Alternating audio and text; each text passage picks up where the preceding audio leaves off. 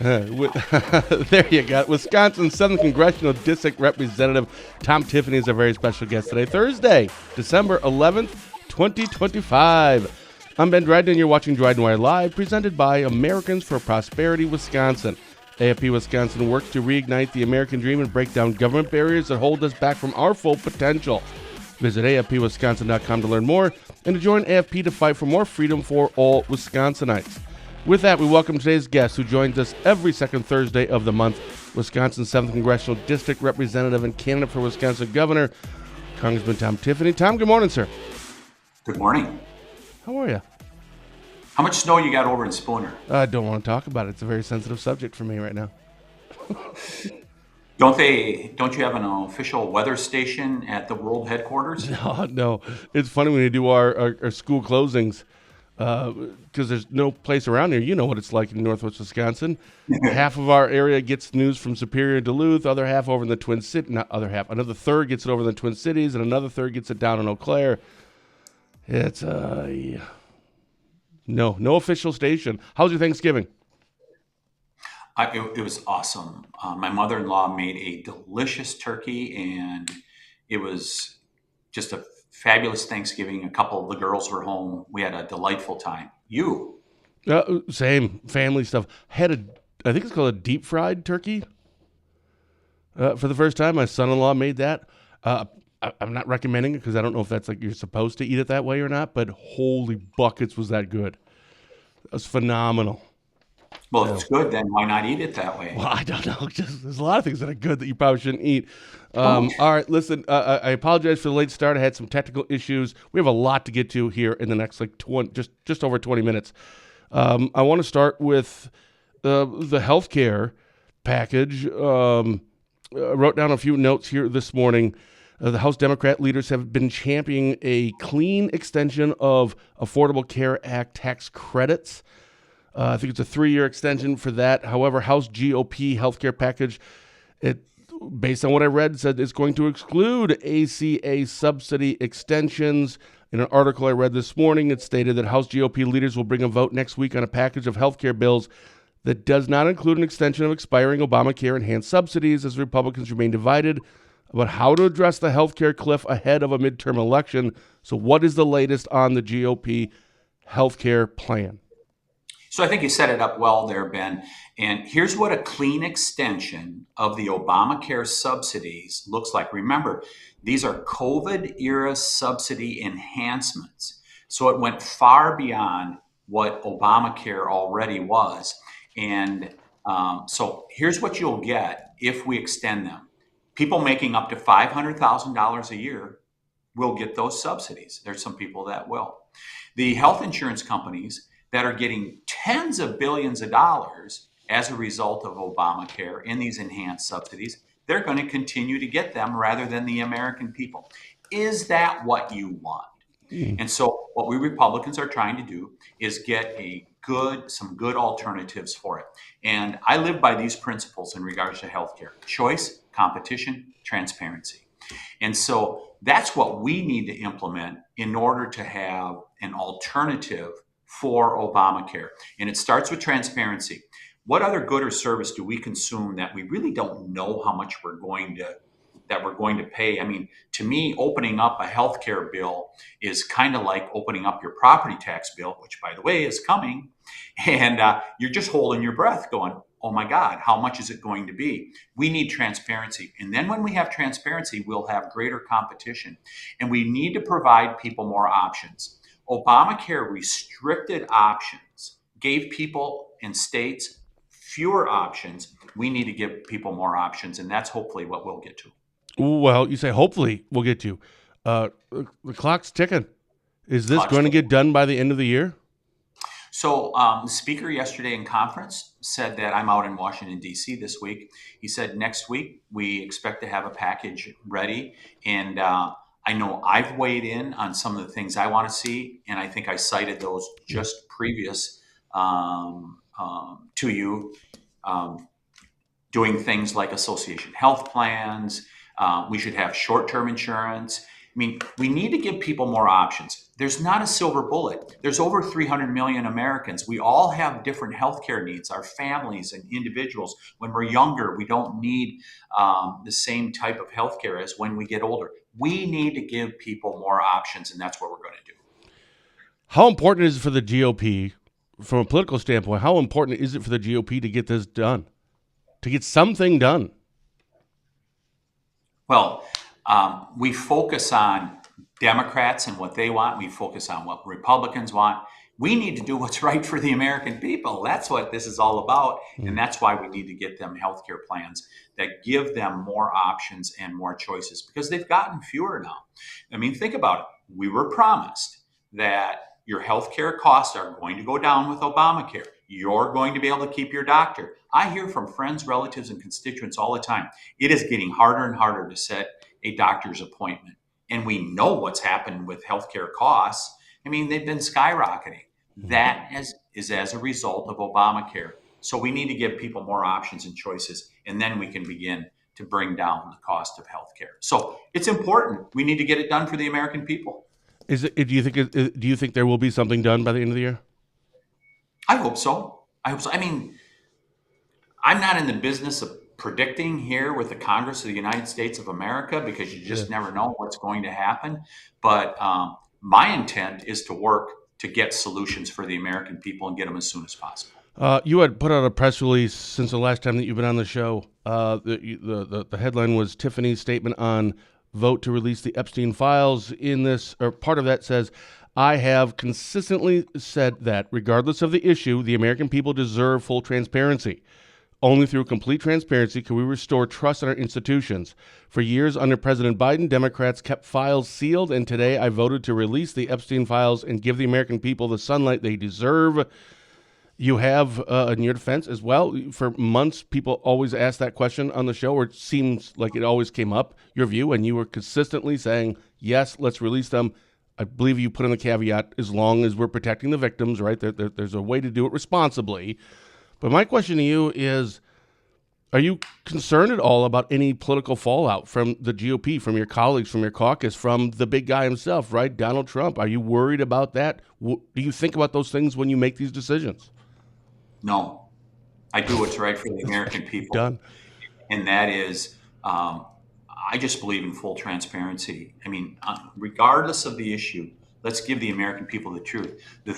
Part of what was taking some time is making sure that the bill was crafted in a way that protected these innocent victims, because you don't want them and their names to be out there and thrown around in the mud with the bad actors with Epstein. So it was just really important to do it right. But I chuckle how Democrats really glommed onto it. And you're right. We saw on our screen over the previous couple months, people putting up comments, when are you going to release the Epstein files? Well, we did it. We did it responsibly. I want to go back to, there's a question here from our last conversation from Credence, if I'm pronouncing that correctly. So this is a good case for universal health care, question mark. I have so many small businesses and farm clients that rely on Obamacare. What are your thoughts about that? They do, because they've been, all the other options have been priced out. The comment is correct that a lot of people do rely on Obamacare because that's the only choice they have. Let me give an option that I think we should have in Wisconsin that they have in Missouri and Tennessee. The Farm Bureau has a health insurance policy that's far less expensive than Obamacare and some of the other plans that are out there. But you can't do it in Wisconsin. We should have that option in Wisconsin to be able to provide that route for health insurance for her farm clients. We should do that. Now, that's just one choice of many that we should offer to the people of the state of Wisconsin. Speaking of press releases and kind of switching gears a little more Wisconsin focused here, you had a press release that came out and it said Representative Tiffany calls on Governor Evers to release Wisconsin's food stamp files to the USDA. For people who didn't see that, what is this about? And also, why should Wisconsinites care about this? Well, a lot of this stems from what's happening in Minnesota. I'm sure Ben, where you sit in northwestern Wisconsin, people are very familiar with what has happened in Minnesota. With it looks like it's $8 billion and I know. counting of fraud. And a lot of that was COVID era with the Feeding Our Future. So they took food programs, they took housing programs. They're so jaded over there that they even use an autism program to I defraud the know. taxpayers here in Minnesota and across America. So some of this has to do with food stamps. And so what I'm saying is that we probably have some in Wisconsin also. Hopefully not like Minnesota, and I don't think it'll be like Minnesota, but there's probably some. And we should root out all that fraud that we can. So turn over the data, like many states have. Make sure you protect people's identities, but turn that over to the federal government. Let them do the cross check to make sure these people are legitimately on the food stamp rolls. And because we want to help people that are deserving, but for those that are defrauding the system, we should shut them down. And we have the ability to do that by turning over that data from the state of Wisconsin. If I were governor, I would turn it over to the feds and make sure we root out every bit of fraud that we can. So that's what this is. It's so the files. What was the food stamp files to the USDA? So those files. What is this trying to accomplish? It sounds like this is trying to identify if there's any bad actors. If there's some fraud that's going on, how does that do that? If by releasing these files, how does it do that? How do they look into this then and determine? And maybe that's something that you're not necessarily familiar with, but how is this going to help? How is it going to actually identify fraud? So via technology, you can do cross checks in regard to this stuff. I mean, one thing you see this with Social Security also. There's dead people that are getting Social Security, and we should not be giving food stamps, Social Security to dead people. There's other examples also, but they have the technology to be able to do these cross checks. Have you seen? Has Governor Evers said that if he was going to or not? My understanding is that he has not approved this and that he's not going to do it. In fact, he's denied that he will send this information to the Department of Agriculture. Remember, Department of Agriculture is involved with this because they're the ones that administer the food stamp program. And I just believe the people of the United States and Wisconsin should not be paying for fraudulent claims for any of these programs, including food stamps. Yeah, I think we probably all agree on that. I don't know. So you are in your yeah. So you're at your office there. So I'm not sure how much you can get into this about campaign stuff, but I just so if you can at least talk a little bit about it, I would appreciate it. Mandela Barnes has gotten into the race for the governor's race. Your thoughts? Welcome into the pool. And I just found it interesting that Mr. Barnes has declared himself the candidate for the Democrats, saying he's going to be the general election candidate for Democrats. I think some of the other Democrats may have a little something to say about that, but if he wants to assume that mantle, have at it. Yeah, I think we're all kind of. I'm sorry. Go ahead. I mean, think about it. So he ran 4 years ago. For our listeners that are not familiar with him, he ran 4 years against Senator Johnson. He was defeated. And part of the reason he was defeated, he had some of the most extreme positions that you'll find: defund the police, reparations, just a variety of things like that. He was Governor Evers' lieutenant governor, as we've seen utility prices skyrocket here in Wisconsin. I mean, just a number of things. We're now in the bottom 10 states to start a new business. Those things all happened during the time that he was lieutenant governor or participated in the two Evers administrations. So, I mean, people are they're going to be able to take a good look at him and see whether he should be the candidate or not. And we'll see what happens. Democrats get to make that choice. How is the campaign going? I mean, what can you do this time of year? December. There's all kinds of stuff that is going on with the campaign. We're out there constantly messaging. I mean, we're already doing some targeted advertising, and of course, whether you like it or not, you got to raise money for these campaigns, and it's going to take a lot of money for the governor's campaign. So we're always out there fundraising, things like that, but primarily getting out and just introducing myself to people around the state. As I like to say that I basically cover half the state with the 7th congressional district. I might as well go after the other half. Might as well, as long as you're doing it. I'm sure you saw that. I want to switch a little bit here to Venezuela. U.S. seized a Venezuelan oil tanker yesterday. I did not look up this information this morning. I don't know what the update on that is, but this seems to be the latest in a series of, let's call them, situations between the U.S. and Venezuela.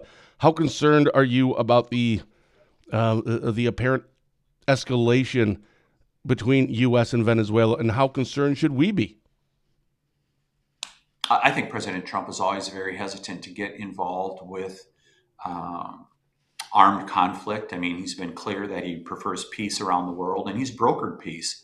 The Abraham Accords in the Middle East, we saw the recent, I think it was 2 African countries that he brought together. It was just a press conference last week. So I think he always wants peace, but Venezuela is a bad actor. I mean, remember, when they adopted socialism 20 years ago, they even ate zoo animals. The average Venezuelan lost 17 pounds during that transition to socialism. It has failed. You wonder why so many Venezuelans wanted to move to America, and there were hundreds of thousands of them that wanted to. Many of them got here because it's a failed state. They have one of the greatest reserves of oil that has made that country prosperous in the future. But once they adopted socialism 20 years ago, it has just been a failed state. And so they are on our front doorstep in the Caribbean, and they have been among those that have been pumping drugs into this country. And I think that's one of the biggest things that President Trump is focused on. Remember, we were losing 100,000 young people a year in the United States to fentanyl poisonings. And some of that was coming, a lot of it from Mexico, but some of those drugs are coming from Venezuela. And the president does not believe that a foreign country should be participating in the poisoning of the American people. So he's saying to the Venezuelans, you got to knock it off. I think there's one other thing going on that they're not talking about. China seeks hegemony here in the world, and they have significant interests in Central and South America. I think there's a Chinese component to that as they seek to destabilize the Western Hemisphere, including the United States. How do you feel about the, I don't know how you refer to it, I'll just say targeted attacks?